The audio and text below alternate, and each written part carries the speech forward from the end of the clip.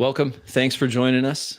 This is a new feature between Phil and I that we've been talking about. So come pull up a chair and join us at the table.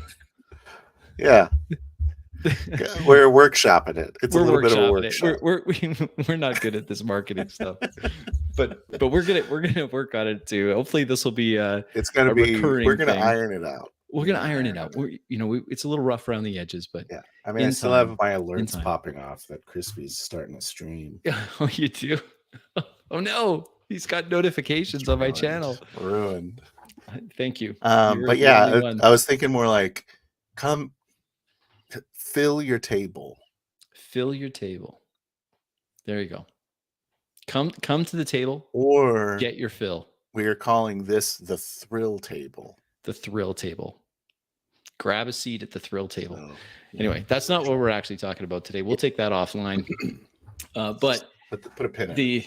Although I have to say, we sometimes get great ideas from the comments. Like the name of our Worlds Without Number game came from the comments. It was way better than what I was thinking. Can I just go on the record here? Yeah. I want to go on the record. This is Phil on the record. Hold on. Saying that session, I rewatched it, and I was telling you this a second ago. Mm-hmm. Best session we ever did. There you go. Not even drop the mic. It was crazy how good it was. I rewatched it.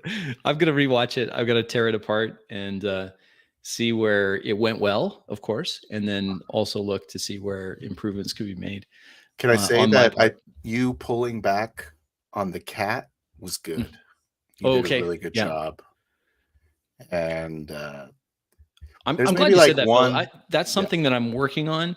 I don't feel that comfortable having NPCs in every scene, so I'm consciously trying to pull that back and not. Yeah, because you went from, what was that other Fear City with? Yeah, Fear City. I'm in every scene and it was too much. And then you took over Horatio, so you're in every scene. Exactly. Now I'm in every scene again. You can tell I'm just a raging, egomaniac. Like this is why gaming with narcissists. That's what we should call this. So yeah, let's just call that a narcissist. Why are we putting on airs? Yeah, just call it not gaming with narcissists. Gaming with narcissists. I think that's catchy. So at any rate, we wanted to talk about something, and the title of this stream is "Help! My character is smarter than me." And this is something that you brought up. I wanted to talk about. So why don't you launch into it? Like, okay, because what prompted this? This was it's been something that's been bugging me, and I was like, Crispy was there. He'll have an in-depth knowledge as to, what he was thinking while the co-creation was going on as a GM. Right. But basically, the issue is Maruk, my character from the Rising Sands. If you haven't seen the game, first of all, it's the best game on YouTube. So what are you waiting on? Check it out. No hyperbole here. This is not hyperbolic. No, we don't qualify our statements on this stream. And then, but anyways, that character is a expert at geographical knowledge of the area, the cultural knowledge of the area, the location of resistance cells. Right. He knows everything. I don't know anything outside of the 2 session zeros we did, or negative ones, whatever we're calling them. Whatever we're calling that, yeah. A brainstorming outside of those session. 2, I don't know anything. I certainly don't know, hey, where's the closest water to where we're at? Right. How far is it from here to the city? Good point. I don't know. I think that's you bring up a really good point. I think in this instance, because your character does have a lot more. Oh, hi. I'll be just highlighting these. So hey, thanks Juju. for joining in, Juju. Thanks for joining us. Good to have you here. Good topic you got for today. That's a good friend of mine there. Hey, well, thanks. I suspected that Phil had lots of friends. He claims otherwise. It's so cool to see you. It's good to have you here. Yes. Thank you for joining us. So my thinking on this, like, especially when it comes to distances and locations, like, on my part, I was quite willing to have it be what you said it was. Like, oh, well, the Sultan City is a week's travel from here. Or if we use these tunnels, it'll shorten the travel and we can travel during the day. And so it'll be quicker for us to go there. But that's a lot of responsibility to put on you. And it can be jarring to suddenly put you in the position where, okay, Maruk has to make up geography. Yeah. I think it perhaps would have been better for me to give a 5-minute map to you, like just something really basic sketched out. Here's the you would know this. You wouldn't have a detailed, I'm not a cartographer, but just something really basic to say, here's this, here's the starting point, here's this. Okay, so that you might have solve some issues. It might solve some, like, I think a lot of major issues, like as far as like it's 3 days travel, like from where we were to the Sultan's town, it was 3 days travel or something.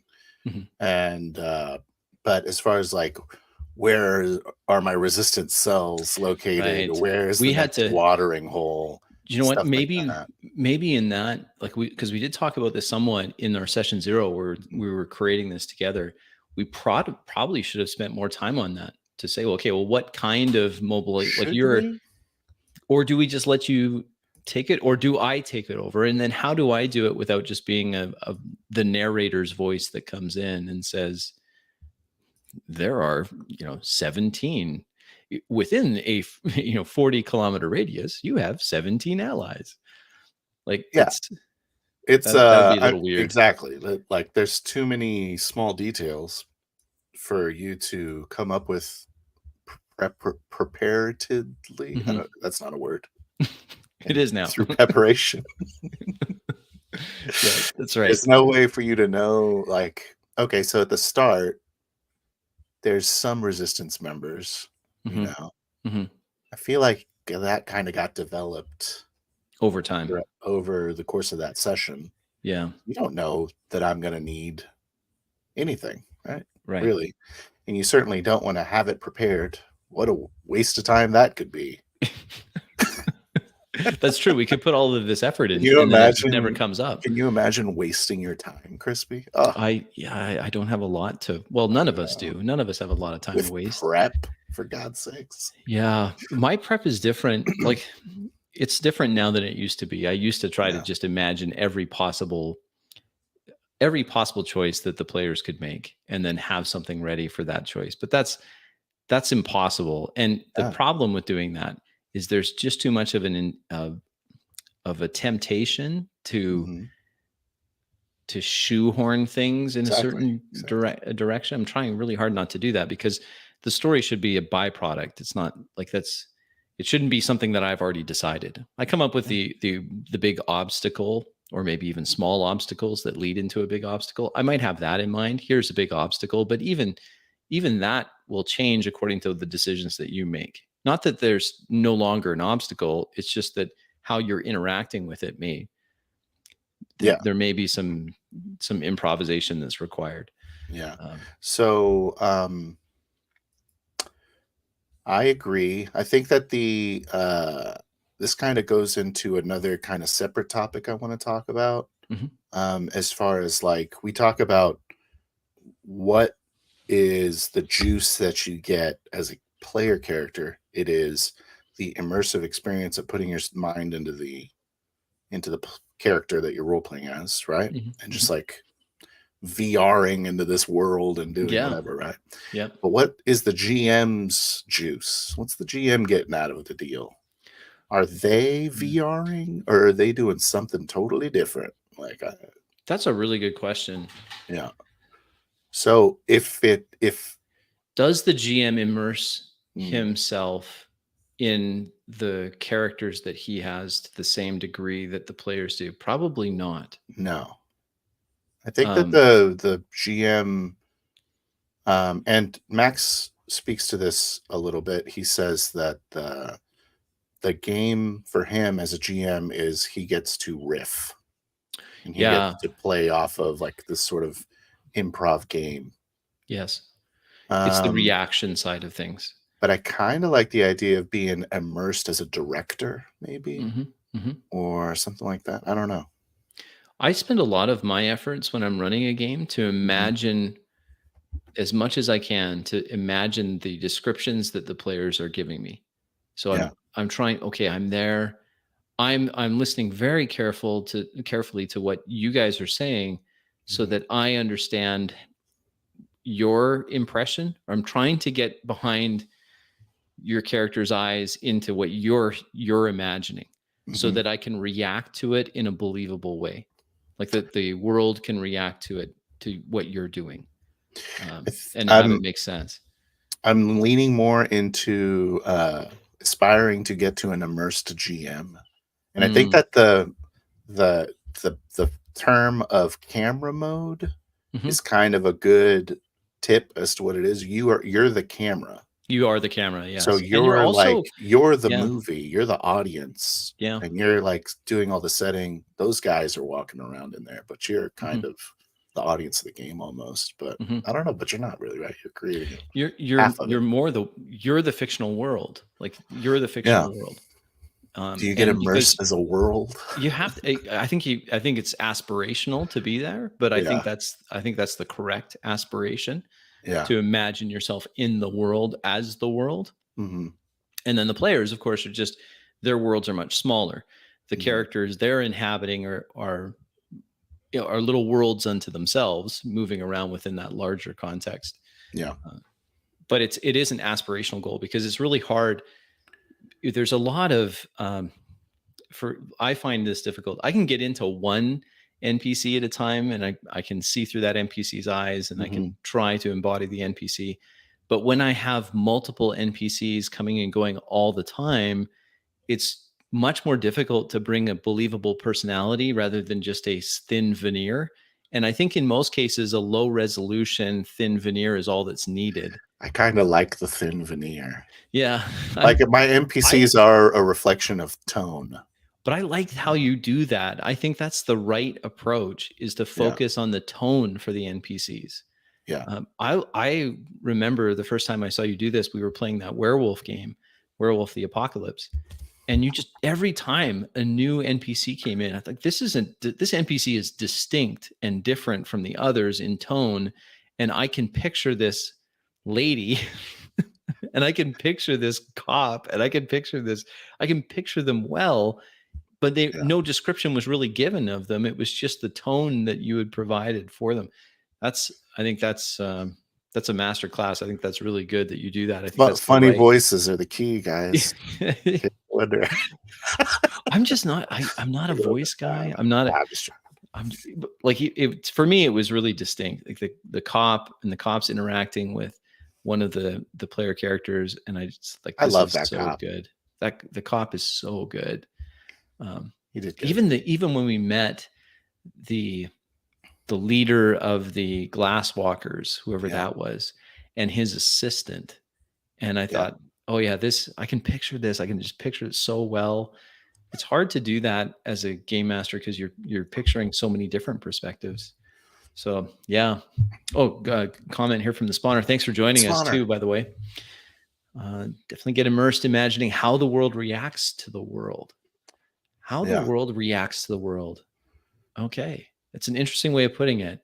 If you watch a movie and guess reacts to the characters, I don't know if that's what he means. He may mean the world reacts to the players, but it's also, I'm not sure if you've had a typo there, but I think I'm following what you're saying. If you watch a movie and guess what's going to happen or think of interesting ideas for the plot, it's the same muscle. It is very similar to that. Trying to predict the characters. Okay. Thank you for clarifying. Trying to predict the movie. Yeah. It's a good way to spontaneously create. Yeah, absolutely. So it's it's an interesting question, Phil.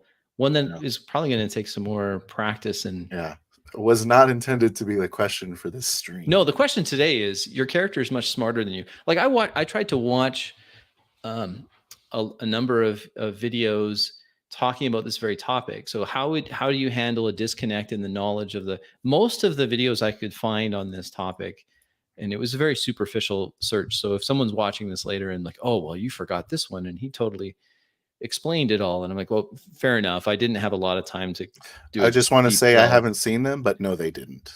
And Just as a most of them blanket. take it in a different approach. Most are talking about avoiding metagaming situations where the player understands that the right thing to do to win the scene would be Yeah. this, but their character doesn't have that information because they weren't party to a conversation that had happened between other player characters, but it So yeah, happened at a that different location. So it's trying to divorce the knowledge that the player has from what the in-world knowledge that the player character has.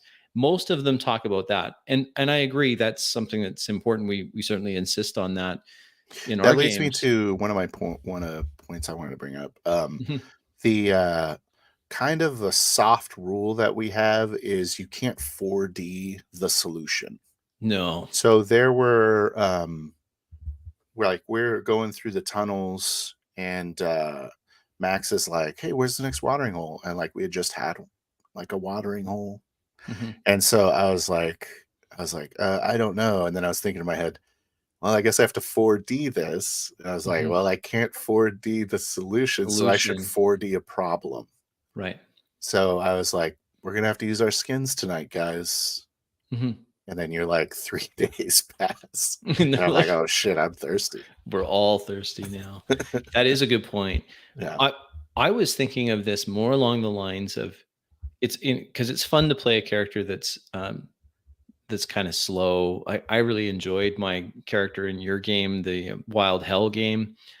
I was playing someone who just wasn't a smart guy. He had Yeah. other skills, but he wasn't smart, and I loved it. It was so much fun. I really regret that he died horribly, and I was hoping that he would live so I could play him some more. But what do you do when, like, how by staying in character too? What while staying in character, how do you play a character that's has skills and expertise, perhaps a lot of expertise in an area that you as a person in real life just know nothing about that particular thing? It's the First, whole I thing would of like, say, I'm not a doctor, but I play one yeah, on TV, that kind of thing. yeah. First, I would say that it's kind of cool if you know a little bit about stuff that your character knows. Yes. That's kind of a little bit of player prep, where you can kind of say some stuff that is correct and sounds correct. I do You get that. like big ideas, you know. Yeah. Like if I'm playing a sailor, I'll just look up Mhm. sailing terms. Like Yeah. I'm not going to learn to how to be a Hoist the sailor. jig and Yeah, that's right. Like, pull okay, the so what exactly, which side is starboard and what's yeah. port again? So like I'll remember that. And then like I may do that as a player prep thing to Yeah. play that character but how It's do you do it in really like a sci-fi valuable. game? Like you have a Yeah. sci-fi game and then here's a character that's really good at cybernetics. Well, we don't know. I don't know anything about cybernetics. How am I going to role play that? Hmm. I'll just give the answer that most know give. like 2 things about microprocessors, you Sure. know, how they're made, and then you can kind of talk material components and Yeah. stuff. Yeah. Oh, it's a silicone bullshit. Now, I don't know I anything don't think about it's necessarily wrong, and this is the most common solution to this that Yeah. I heard of others talking to it. That they would just say, um, they may say in character, for example. They probably wouldn't say this in character, but we would try to say in character, "Hey, Of course we would. Yeah. well, I've done several operations that involve replacing limbs with cybernetic. Mhm. That's no problem. Just come over here, and I've got my tools with me, my Yeah. doc bag with me, and I'll just make the check, right?" And so they just, without going into any specific details, they can say, "Well, I've done this thing many times before. Don't worry Yeah. about it." And then I make my roll. I'm trying to fit the word servo in somewhere. Yeah, that's right. And micro. It's just servo Yeah. and micro and alloys and yeah. You So, have to check the ulterior servos. but Oh, what you were easy. talking about was very specific to be at the beginning of the stream when we were saying, Yeah. well, I'm the hero of a resistance movement. Yeah. How do we decide?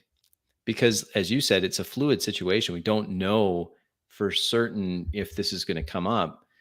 Do we spend a bunch of time on this beforehand to say, here's exactly what the faction has? There are faction rules for Worlds Without Number. It's a fairly significant chapter in the book. Oh, okay. Do we flesh that out first? That could have solved perhaps some of the issues if we had done that. Yeah, I guess if you, I, that's totally different than what I would think. But let's say there's no faction rules. Right. I would say that I would lean more towards not prepping, Mm-hmm. getting some session 0 stuff out of the way, but you're not gonna. Mm-hmm. Session 0 isn't going to tell you those specifics like numbers of men and at the town nearby. Mm-hmm. You know, those like specific things that are going to randomly occur Right. around. And I think that the answer is, and now this is the next point I wanted to make. Mm-hmm. So I would like come up, there would be moments where Max was like saying, and I mentioned this in stream before, but Mm-hmm. Max was saying like, where's the is the watering hole up ahead? I just keep using that example. Mm-hmm. And then I was like, I don't, like in my head, kind of breaks my immersion too, because I'm not used to it. I say, I'm like looking at you and I'm either saying yes or no. And you're just like, and I'm just waiting to hear what I say. No hint of whatsoever. Yeah. It's good. So I'm just like, Crispy doesn't give a shit what I say right now. I should just say something. He's probably, and in that stream where I mentioned it, Rick even says, in those situations, I just want you to answer the question because I don't want to answer the question. Yeah. Yeah. He just wants to be a reactive GM. He doesn't want to create it. He just, it's like, I'm here to react. So I'm ready to react to whatever you say. It is a trade-off. There's a balancing act that happens between character or player and GM. And as the player characters create things, then we have to react to it. But then also we have to create things too, because you can't just, I'm not in the camp that believes that if you just drop Maruk in a completely vacant, no description from the game master, nothing at all, that you have enough to start working with. Like there's a certain baseline, or there needs to be some meat there that I've provided through my camera mode so that you can start interacting. Otherwise it's really, I mean, it's not impossible, I suppose, but it would be really challenging because it's could be very jarring and pull us out of the character's perspective. So then what's a 3D way to handle that situation? There's no real 3D way for me to, let me check the map. I guess you could say, well, hold on, I'll just check my map here. No. And then I would just say, as you're checking the map, what the map says. The map says. I just give you that information. And to be fair, in that specific scenario, it's kind of like I, as the player, I could 4D things that have been, but you are in charge of what's happening as a result of all these world events. So you're drying water sources up all the time. If I make one up ahead, you could just be like, sand comes out of it. That's right. That's right. It's corrupted. It's poisoned. It's dry. You're right. You did. It was there. You'd put it there, but something had happened, or something is happening now that has changed that. We do put that in the social contract too. Like if you do create something, it's the GM's the ultimate arbiter of whether or not that actually is the way you've said it, or is it altered. I don't know if you can do that with distance. Like how far away is a thing? I actually think that the distance question, if it's going to be fairly, it probably makes sense to have that decided more or less in advance. Like here's just a rough map of where the region is. I don't want to prep, Crispy. Don't be lazy. Don't be a lazy GM. There was that I did actually 4D a distance at one point when in the first session. Yes, you did. Where you were like, where Max was like, how far to the deeps or whatever. And I said, that's like an hour up ahead. And then you're like, oh shit, well, I better get this combat started then. That's right. Well, you guys were going to fight those goblins before. The combat question, again, coming back to this idea that, hey, I'm playing this character and the character is not at all like me. Like let's suppose that your character has a lot of tactical savvy. So they should know tactics, or they know small unit or they're very good at whatever. Now that's going to be, that should inform the actions that the character takes. And I'm trying to embody that character, but I don't know the first thing about combat tactics. Oh, that's interesting, because usually it's the opposite, right? Everyone's like a tactical genius when the combat. I'm not a great tactical mind. Yeah. I have an undergraduate degree in military history, but that's just enough to tell me that I can recognize that guy has good tactics, or that was a good move. But like historically speaking, I'm not, I'm not going to be a brilliant tactician. Just because I've read them doesn't mean that I can. Yeah. But it's but you're playing a character that does that. So how do you embody that? Because especially with something that is as action driven as that, I am really good at. Well, here's another example. Let's say that you're playing a pugilist. Like you're playing a Captain America type. Like he's just really good martial artist. You do this a lot. Yeah. Your fists are really forward. Have you, like, you've maybe never even stepped in a gym. You've never hit a heavy bag. You've never done a speed bag. You've never done any of these things. And this guy is like a boxer. Now, so how are you going to play that? Now, it's funny because we have an example in our group. Roll the hit. But you don't want to be boring. You want to try to embody the character. Like, this is the character. Everyone knows how to throw a punch. He knows how to throw. Well, yeah. Everyone has seen a martial arts movie. It's funny because I get a kick out of it sometimes where Tyler, who does a HEMA thing, right? Yeah. So he has, but I think it'd be funny not funny, but interesting to put Tyler in a character that doesn't know anything about swinging swords.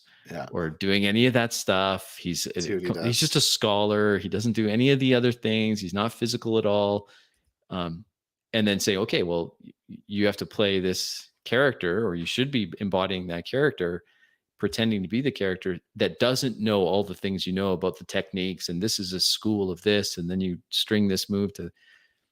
But if I'm trying to play a character like that, and I don't know the first thing about historical martial arts, how do I have that come through? Like, without it just being, well, I just roll. Or is that the solution? You just say, I roll. Well, you low res the shit out of it. Yeah, I think that's probably where I was going with it, Phil, is that if it becomes the montage. Yeah. Until it becomes, because I do think that in time, those things that your character is good at, you get better at imagining what that is. You get enough successes or failures in the game master describing one or both of those that you can kind of get a hang of it. Okay. But you bolster the flanks. It's like, what the hell are you saying? But we haven't really answered the question. So in the game we're playing, which is going well, we have a character. I'll say. We have a character that Rick is playing, and Rick is playing a character that has a lot of knowledge. Yeah. So he went to college. If we were to just do this normally, here we go. We got a good question here. How do you play a high charisma character when you're a wet blanket? Fake it till you make it. I really do like your answer. The fake it till you make it thing. I really do like that. You're pretending. So while in real life, your pretending just comes off as cringe, in the game, your pretending is completely valid, and we roll a dice to confirm that, or that's it, right? Or roll the dice and then fake it. Like, this is also a really good time to see if your GM sucks. Yes. When you're talking to someone, if they make you look like an idiot, you need to leave that game. Yeah, especially if you're giving it your honest effort. Like, if you are nervous. I'm giving it a shot. Yeah. And they're like, wow, what a stupid thing to say. If your GM does that. Yeah, that's poor form. That's very poor form. That's a table that you probably shouldn't be staying at. But it's the problem that we ran into, and we are experimenting with solutions, but how do I make a knowledge check? Now, my character would know this. I don't know it, but my character really should know it. Yeah. So now here's what I've seen done. I think in our game, you handled it really well when Rick did it. Now, how did I do it again? I have to rewatch it. I think what I said is that as he was meditating, the symbols rearrange, deciphering themselves, so they're making sense in his mind. But I don't remember in exactly. The first session, yeah. In the first there's session, like another session when there was like a necromantic tome or something. Yes. And yes, just he kind finds of that exposition it in a very colorful, good way after he does really well on his. That's what I did. Hey, I just did an exposition. As long as it's not an exposition dump. As a way, you did an exposition in it, like describing the perception of, I don't know how to say that. Yeah. You were describing what they were perceiving, and it was at the same time an exposition of what a necromantic tome would have in it. Exactly. Basically just perfect. Don't worry about it. Oh, that's perfect. Don't worry about it. It's an interesting thing because most of the time, at least someone at the table has got a high charisma. Oh wait, I wanted to do this real quick. Yeah. Let's go back to this. I wouldn't know. Yeah, I wouldn't know because you have such high charisma, Phil. That's all I wanted to say. My charisma is only half as high as my humility. So the idea is that there are mechanics in the game that should facilitate this, but the game master should also, in my opinion, should be, I don't want to say lenient. It's not the word I'm looking for. It's more should help facilitate efforts that the character, like the player's making as that. What is the word? Facilitate.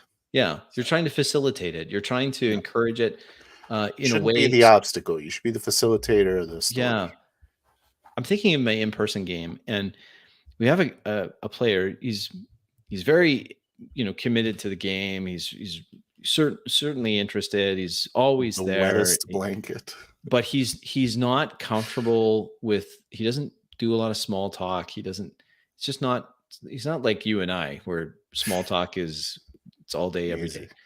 So when he's playing a character that has to interact with an NPC in the world, him as the player, you could just tell he gets uncomfortable with it. Yeah. And I don't want to punish him to like, okay, well, you're only going to be pigeonholed to play characters that are uncomfortable talking to other people.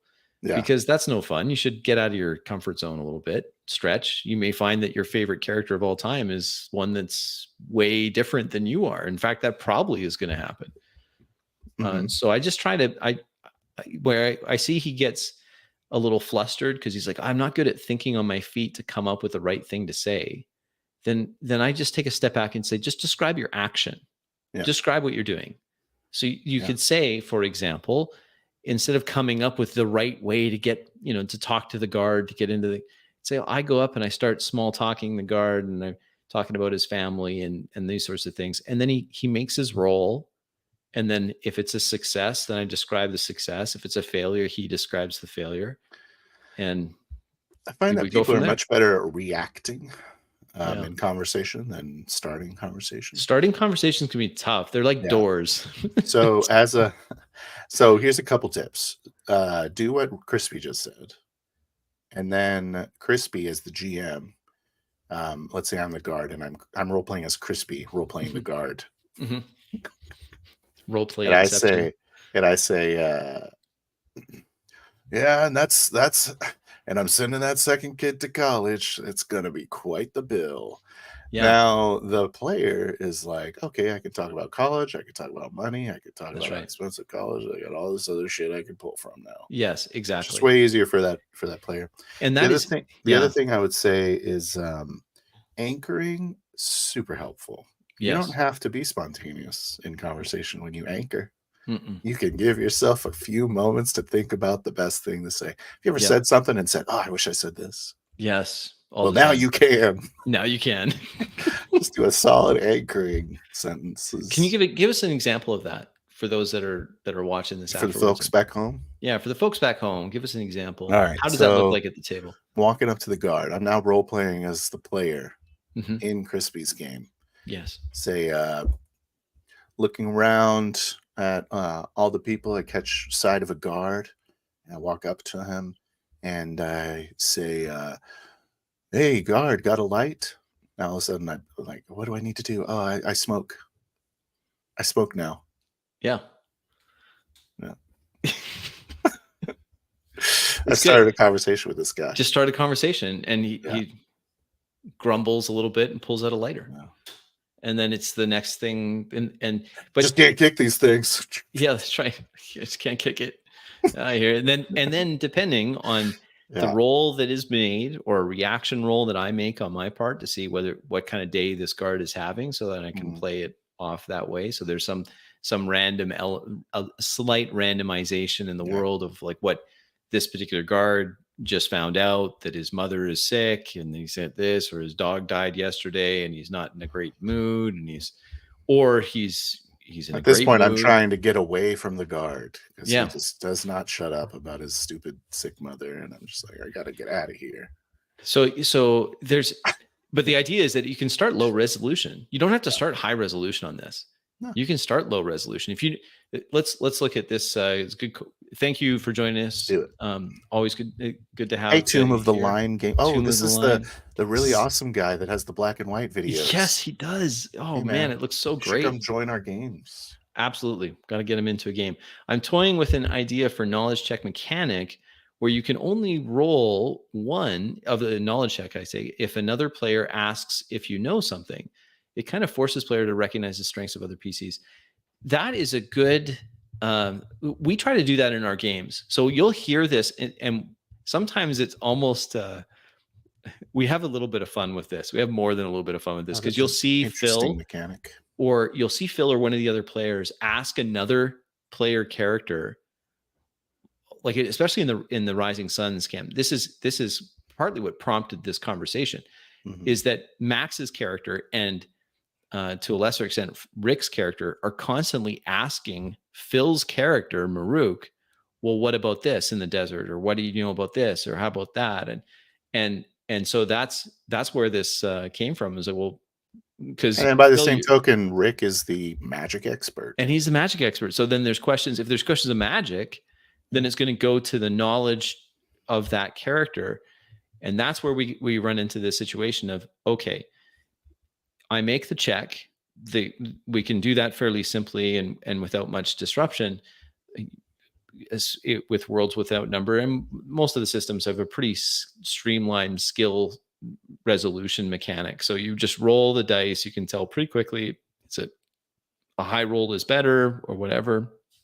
So I have success. So then the question becomes, how do I was playing in character, how do I respond to that success on the knowledge check? Do I just wait for the game master to fill me in, or do I have to come up with it on the fly? And where's that balance? In previous to our experiments of just trying to be in character the whole time, this was fairly common. It was, I would say, the most common way to solve this would be for me just to say to the character who knows this, here's what you know about it, right? It's very easy to do as a 2D. Yeah, and I think that it might be maybe it's an edge case. Maybe, Phil, it's a case where it makes sense to just have a quick, very brief. Maybe it's very low resolution, but just telling them. Or do you just trust the player? I'm leaning more towards just trusting the player, because we sat in on a session 0, so we've fleshed it out enough. And if it's a small detail, I'm more prepared to just react to what the character says. It's a successful knowledge check. So in other words, what you say here, as long as it's not outrageous, but we play with people that aren't outrageous. Yeah. So, well, we don't, as far as knowledge checks go, that's different than really what we're talking about. because we're not really checking. It's just like it should be common knowledge to me. Yes. What you're asking me. Yes. But that puts you on the hot seat. It's about the same. It's about the same. What I would say is, I think the move is. So first, I want to talk about the potential drawback of 4Ding the stuff that I should know. Yes. Is if you want it to be really weird as a GM, then like when I say a thing, you're like, and you have strong feelings about it. That's always the case, right?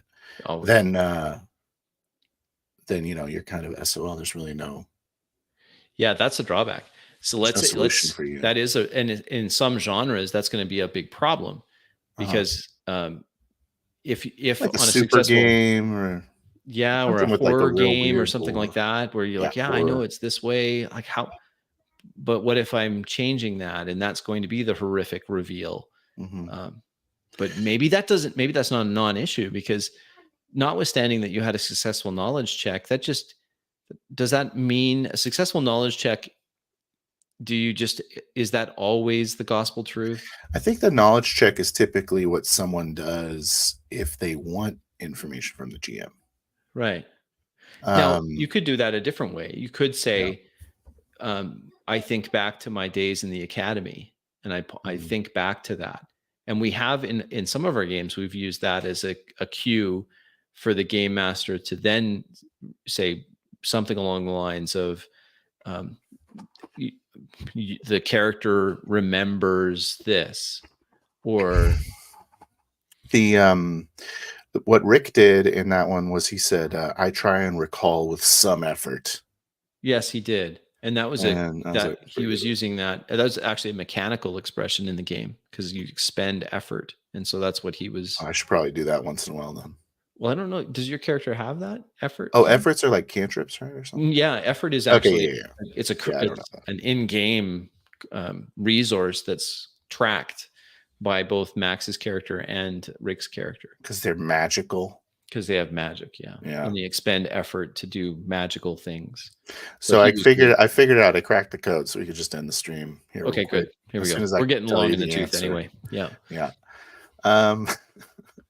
The answer is, if you're going to 4D a thing that's major, like geography, or is there water nearby? What is the main threat of the desert, Phil? Like, well, let me tell you. Yeah. The answer is 4D something that is easy for the GM to manipulate. Maybe. Yeah. Keep it low res. Yeah. Low resolution. So if you keep it at low resolution, then the details are still very much up questionable. So if the GM can affect what you did in a simple way, don't do something that the GM can't reverse, I would say. So because I'm slow on the uptake, I'm slow too. We're not the guys to figure this out. We're not. So let's suppose that I'm playing a scientist. Okay. And we come across something, and there's a question that a scientist should know the answer to. Yeah. So maybe it's advanced chemistry or something like that. I'm not a chemist. Okay. So do I just say I make the knowledge check chemistry? I roll super high. What happens next? Do we just rely on can you give me a more specific example? Okay. Let's say that I'm a chemist and I want to make some explosive compound with household items. Yeah. So I walk into the garage and I look around and I see some bottles of this and some old paint and some acetone, and I see all these things, but I don't know, thankfully, don't know how to make explosives at home. So me neither. But for all that are listening, he speaks for the. Excuse me, Mr. NSA. Crispy's already blacklisted. I'm Oh, Just bringing I've up run enough modern improvised RPG games that explosives. I'm probably on no-fly list because I'm always like searching out things and like, boy, Yeah. my search history is probably got me flagged. But Okay. this is the situation. So my character is playing a MacGyver type. Like I can piece something together, but I don't know as a character. So or as a player, I don't know. The character should know. I don't know. You're building an explosive. I'm You're in a building an explosive. garage. You saw a bunch of bottles of stuff. Right. So keeping it low res, yeah. I just state that I go into the garage looking for reactive chemicals I can combine. Yeah, this is what you do. Check it out. Here it is. You go into the garage. I walk into the garage. I spot a few unlabeled bottles and go, just what I'm looking for. And I grab those bottles. Okay. And I take them into the kitchen. Right. And you make the roll. And the roll is a success. So I begin to mix. Right. I'm not saying the chemical reaction. You're not saying the chemicals, and then that's what we mean by low res. Yeah. So it's we're saying what we're doing still. So we're still in character. Think about if a scientist was in a movie, and they're doing stuff. We're back to I'm not a doctor, but I play one on TV. Yeah, exactly. What does that look like? It doesn't go like, and here I go with 3 moles of sodium chloride. That's right. What's the millimoles? I'm doing this. Where's my pipette? So it's that never happened in a movie. Never. Well, if it did, it would be probably a comical thing. But you know what? That's kind of another example of one of those things I was talking about, where you do like a tiny bit of research. You get to throw in words like moles. Yes. Yeah. Then it's like that little scientific banter that is meaningless that someone says that like adds credibility to the scene a little bit. Well, it's an interesting response, and it's not one I've heard before, that if you're playing a character that has skills that are radically different than yourself, you're playing a character. Yeah, I removed both patients' livers. That's right. His secondary heart is in my hand. Oh, wait. But I do think it's an interesting answer that you've given, Phil. And, maybe this is something that this is how you fill your table.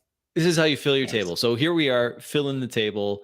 The answer that you gave, if I understand correctly, please correct me if I'm wrong. I will. Is that if you're playing a character that has skills that are completely alien to you, then spend a few minutes to build a little vocabulary, write it on the character sheet, a few things that if it comes up, and it hopefully will, because it's something that the character is good at. So if you're role playing that character, then they should be trying to do things that they're good at. I mean, I would say 30 seconds. I don't have all day. Yeah. Few minutes. Jeez. Got stuff to do. Go to the Wikipedia page for 30 seconds. Just go for 30 seconds. Like scroll down, look for some weird ass words. Some words that whatever. And it's just so that you can get yourself into that character's mindset. Like, okay. And it's not going to be just adding accurate. The tiniest bit of credibility. It's a little bit, and it'll help. It's like those things, like you would probably do this. I like doing this, where you have something that like a quirk that the character has. Oh, yeah. And that quirk helps you get into character faster. Yeah. You know what I mean? Like it's maybe it's a little thing that they do. They pull out their hat. They have a cigarette. They do something that is out of something a little unusual. Something I would do to get ready for Tino.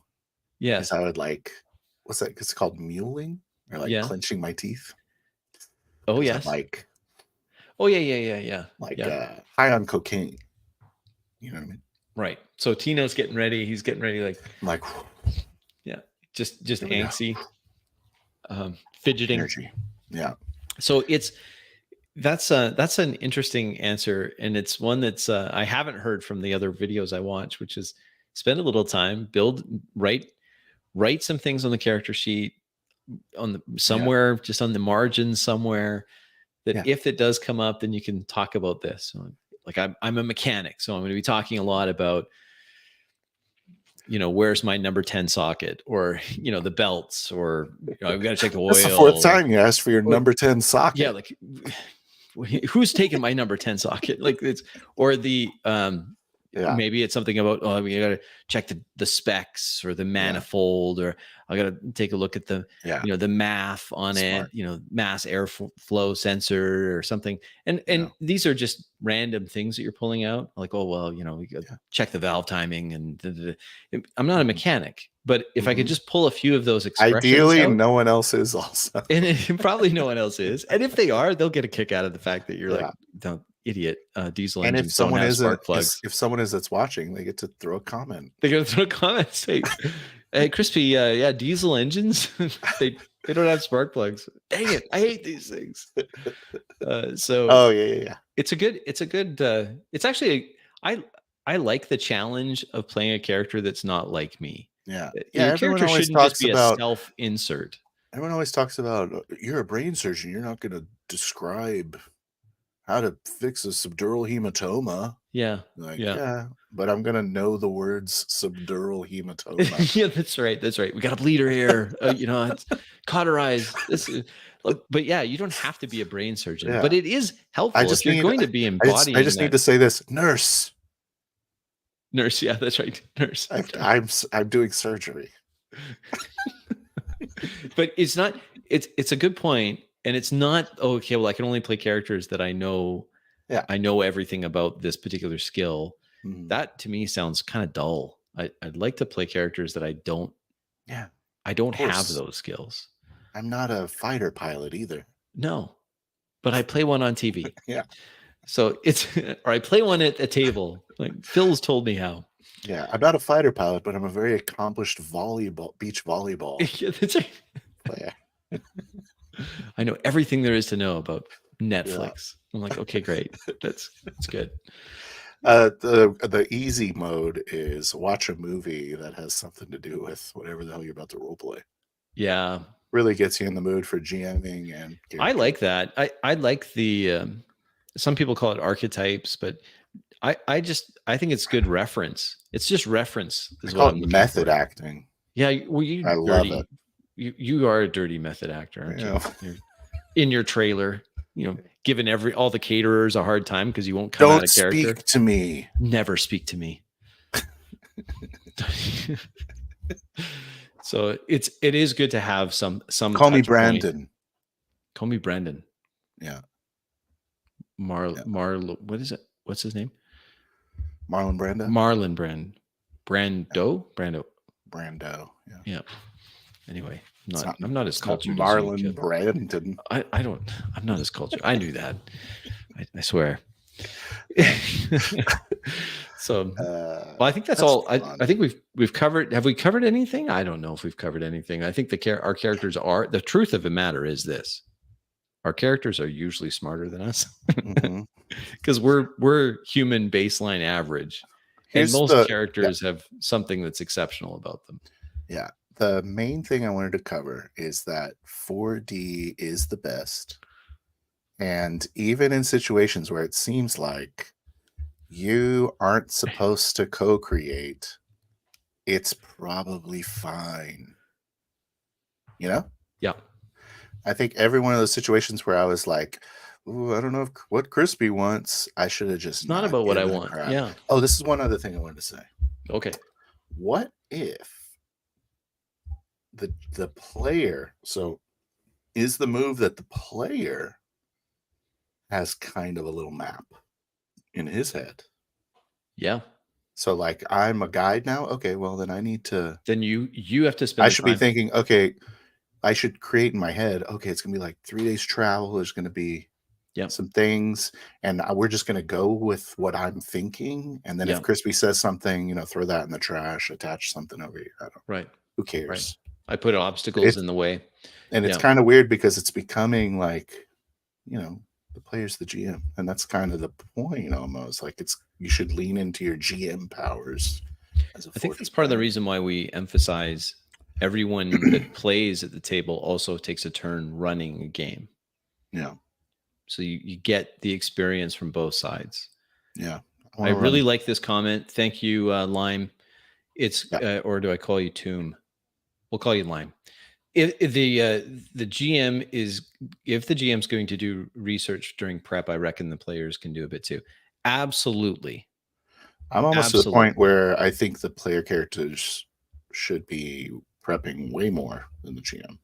In a sense, yes, because I want players to spend the time and the effort to think of things like personality and motivation and connections and quirks and all of those things. That not just rolling up the stats, of course, but understanding what those stats represent as the character moves through the world. Yeah. How do they embody those? If you don't know anything, how are you going to generate story?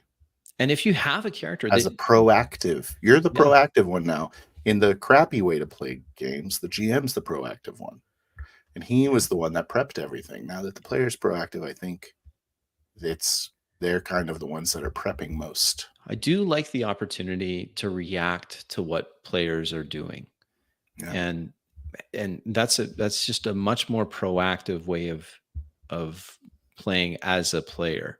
Yeah. I also really like the idea that if you're going to take on the challenge of playing a, let's say it's an OSR or D&D type game, and I have an intelligence of 18 my character has an intelligence of 18, then spend the time thinking about what is that going to look like? What is he going to do? Is he going to have and then maybe, like you had suggested, Phil, watch a show or do something, read a book about some brilliant guy. And okay, well, this is what they did. They were brilliant in this way, or they were awkward in some situations because they were so brilliant, or they were... I never said read a book, just so we're clear. Phil doesn't want you to read a book. He wants you to, pay Netflix, do your thing. I want you to pay Netflix, guys. Pay for stream is brought to you by Netflix. And that leads us to our sponsor for this stream. The internet. But yeah, especially if you're modeling your character after a fictional character, you should probably watch that. Yeah. Get an idea. At least have an idea. And your idea, just by the how shall we say this? By virtue of being your idea and you having a certain degree of autonomy, it makes a sense. So it makes sense that you would have an idea and then just lean into it. Yeah. And the game master, if the game master is doing their job, then they'll recognize what you're doing, because your game master should know your character sheet too. And that is the prep for the GM. That's the prep, knowing what everyone. Yeah. And so they see you doing that and like, oh, he's leaning into this. I can see that Rick has got this skill. He's leaning into it right now. This is him playing his character. Perfect. Let's go for it. Okay. Tomb of Lime Gaming. I hadn't seen the session 0 for your Rising Sands, so I often could not tell what was being 4D'd and what wasn't. It was pretty seamless. And ideally, it should be seamless.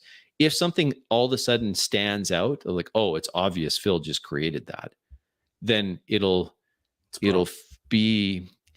break immersion for everybody.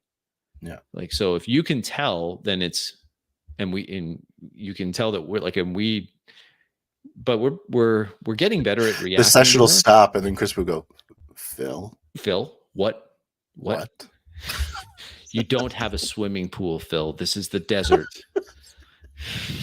I'm putting on my bathing suit. Phil's brain has been, I'll just describe Phil, heat stroke, and unfortunately you've turned me into some he's stroking out right now. So he's that'd be awesome.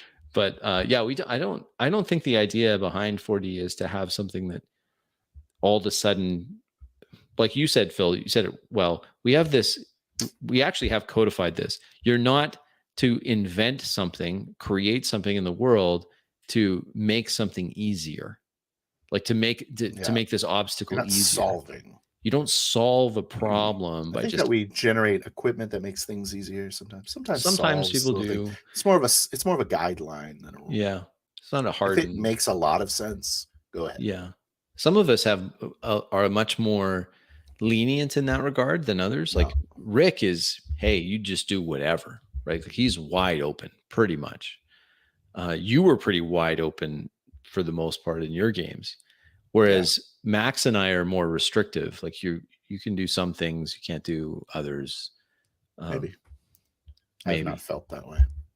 Well, I don't want it to, like, I'm not suggesting that I want you to be, I feel like I'm handcuffed here, but I also, we set some parameters on it. I would say it's fair. Like in our session 0, we talk about. I've changed my mind. I see it now. Yeah. I do see you as a little bit more restrictive than me. I'm a little more restrictive on it. And that's just because I'm not as 4D as some of the others.